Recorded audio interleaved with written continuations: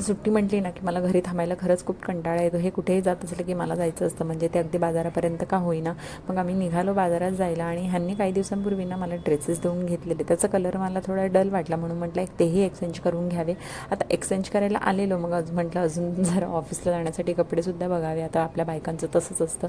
म्हणून मग 2-3 टॉप मी ट्राय केले जे मला कम्फर्टेबल वाटले. त्यानंतर मग भाजीपाला घ्यायचा होता म्हणून मग मंडईत गेलो आणि एवढी घाण पडलेली ना खूप जास्त. अद्विकला आम्हाला पालेभाज्यासुद्धा घ्यायच्या होत्या, म्हणजे त्याला कॉन्स्टिपेशनचा त्रास होतो आहे म्हणून. मग आम्ही मेथी, पालक आणि शेपू अशा सगळ्या घेतल्या पालेभाज्या आणि थोडं भाजीपाला घेतला. आम्ही खूप कमी भाजी खातो, म्हणजे सिलेक्टिव्ह, म्हणून मग काय घ्यायचं ते कळत नाही. फुलं घेते. येता अद्विक रस्त्यातच झोपलेला. नर्सरीमध्ये ना थोड्याशा 2-3 कुंड्या आणि माती घ्यायची होती, नवीन झाडं आणले त्यांसाठी.